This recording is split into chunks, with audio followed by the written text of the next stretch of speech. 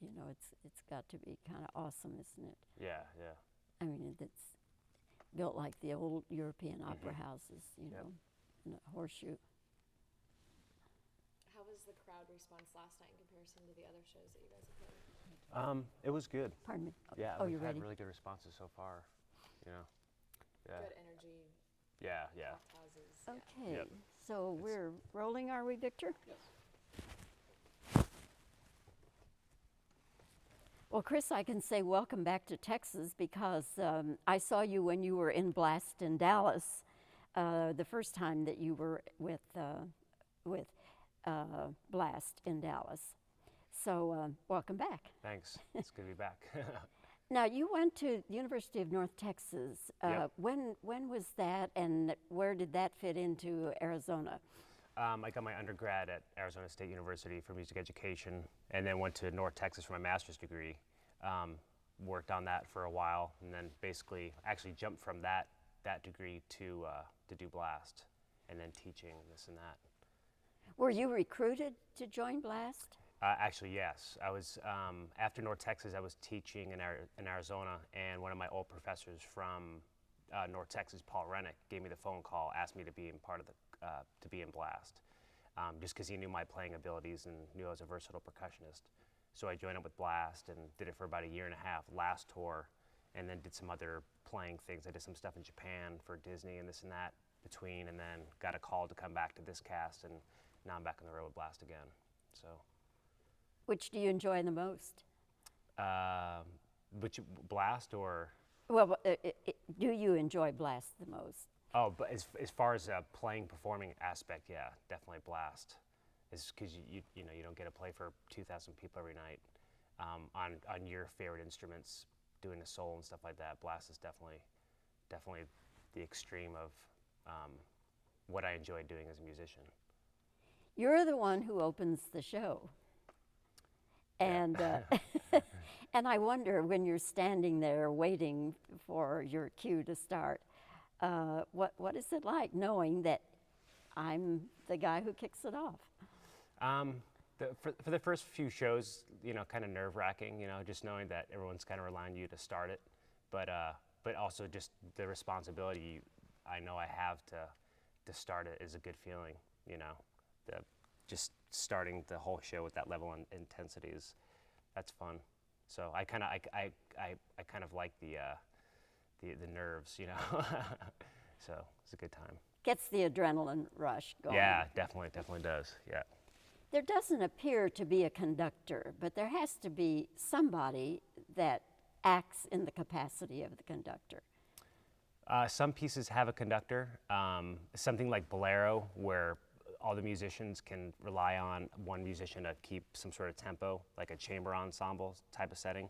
We don't need a conductor, but there's other pieces in the show that some songs need to be started or cut off. And then other songs we might play to like some sort of a track that plays below everything that we're playing.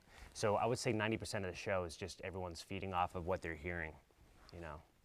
There isn't somebody on a TV monitor someplace conducting. There actually are monitors in the percussion cubes in the back that once the curtain goes down and we can't see anything, we actually have TV monitors in all the cubes that we watch for, like for starting pieces and for ending pieces. And then we have sound monitors and everything. So that's basically how the whole thing works. And then there's a conductor out in the house that once the curtain's up, we can watch for certain things. The guy in the back with the glow stick. So. So there is a conductor at times. Yes. At times. Yes. You have some of the high moments in this performance of Blast. I'm referring first of all to what I call the dueling drums. Yeah. Or I think it's properly called the battery battle, right? Well, there's the battery battle and then there's the drum duel. The battery battle is when there's a whole bunch of people on stage, and then the drum duel is when it's just me and Lance, the other snare soloist. Okay. Now, did the two of you work that out, or was that choreographed and worked out for you, and you just had to learn to play it that way? That was created, the original Blast cast, but it kind of evolves every single time two new snare soloists come into the role. and it all is dependent on the two people's personality. You know, Lance is kind of the smaller, goofier guy, so to speak. I'm supposed to be like the older, more serious person, so the whole duel works pretty well because it's, you know, kind of like a bigger guy and a smaller guy kind of fighting it out. So a lot of the choreography and the ideas were already set up, have been a part of the show from the beginning, but then they'll, like I said, they'll kind of mold it around what our personalities are, you know, what's going to work with the audience and stuff like that. So. Do you ever have a miscue? In the duel? Uh-huh. Oh yeah, yeah. I mean, stuff happens every night. I mean, I might drop a stick, or somebody might miss a punch or something like that, but that's kind of the beauty of live theater. You just kind of roll with the punches, you know, whatever happens, happens, and it usually all works out in the end, so. The other thing that I think is just amazing, maybe it's the most amazing thing in the show, Chris, is you're in this revolving cage and you're still playing the drums. Yeah. And so just explain how that whole thing works. Yeah, that's like a kind of like a cheap carnival ride, the way I consider it. That was probably the one aspect of the show I was not looking forward to coming back to, because that thing kind of takes a little bit getting used to. They basically just strap you into this, you know, metal machine, and they just spin you really fast in it. And it takes a little while just to, like, the first couple shows, you know, trying not to feel sick or anything like that. But yeah, you're just spinning around this thing, and you have to try to keep your focus on one specific thing, you know, as you're going around in a circle. And then when they stop you, then trying to keep that look of intensity while the audience is still doing that in your eyes. So yeah, it's great for the show. It's definitely everything just comes to one heightened, you know, exclamation at the end. So that it definitely works for the end of the first act. But I'm fine with it now. You know, I don't feel my headaches go away and everything. First couple nights though was some work. So. But how do you're upside down, how do you keep the Still proper drum. beat with the drum and all? It's literally just focusing on the drum right in front of you, and not focusing on anything else. So, and it takes some practice. Definitely takes some practice trying to get your hands around to the drums without you know, focusing on anything else. The first time you did it, what happened? The first time I did it was last tour when I was doing the snare solo, and yeah, I definitely missed drums a lot the first few shows, but got more and more used to it, you know. So. Yeah, like I said, coming back to this tour, I wasn't sure if they were going to have the spinning machines again or whatever, but when I saw it, you know, the first day of rehearsals, I'm like, all right, here we go. Got to get used to this thing again, you know. So. Are there other drummers who do that or can do that performance? In the spinning machine? Uh-huh. For right now, there's only one person that does it. Just, I'm the only, you know. There's another format of the show where two people come out in the spinning machines, but the way the show is set up this tour, they're just using just me, just one. So, but there actually is a percussion swing that if I was to get sick or something like that, he would have to get in there and do my role. So, which I don't think he's looking forward to, but. He does all he can to keep you well, I'm sure. Exactly, yeah. And I'm sure you do not eat a huge meal before the show. No, I definitely just keep the meal on the lighter side for obvious reasons. Chris, people who don't know this show and say, well, what is Blast? It's really difficult to give them a comprehensive view of what it is. How do you explain it when people say, what is Blast?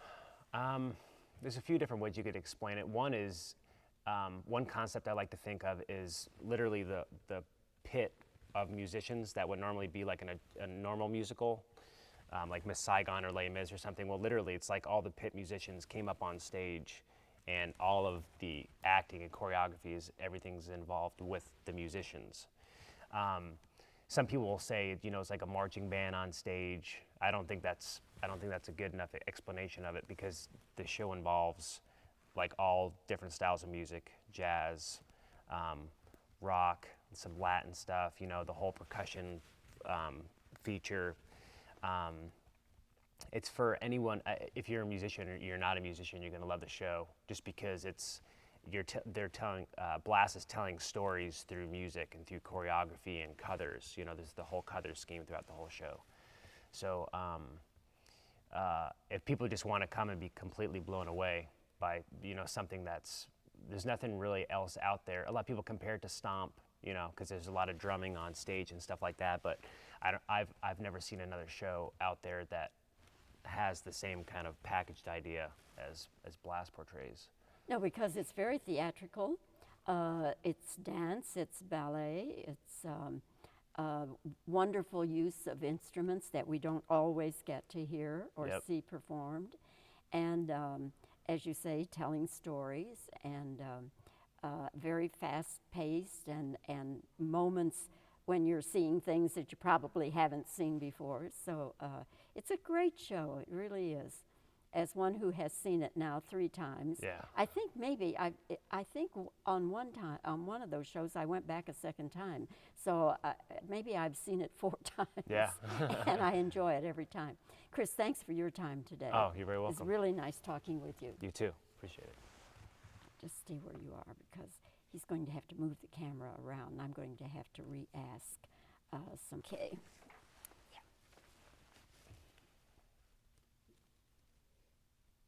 Chris, how do you explain to people what Blast is?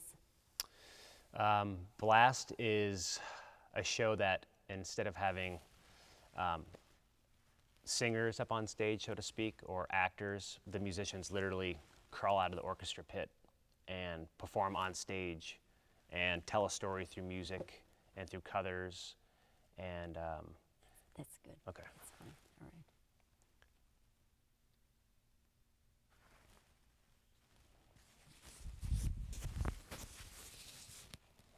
In the dueling drums, what's going on there? The dueling drums, that's basically Lance and I having a little battle, so to speak, after our 2 snare solos. That's good. Okay. When you're doing the dueling drums, are there ever any miscues? Yeah, from night to night, some people will drop a stick or miss a hit or something. One of the maybe the most spectacular thing in this show Blast, the revolving cage, and you're inside still playing the drum. Explain to me how that happened. That's basically just an idea they had to kind of just bring the first act to a close of having a drummer come out spinning in some sort of crazy machine. Okay, that's good. All right. Now, what is it like inside that cage? I'm moving pretty fast, spinning around and trying to keep my focus on hitting the drums at the same time can be a little nerve-wracking. There doesn't appear to be a conductor, but hidden back someplace, is there a conductor? Yeah, for some pieces in Blast, we have a conductor out in the house that has a glow stick that will basically start and end some songs for us. Okay, I think, let me just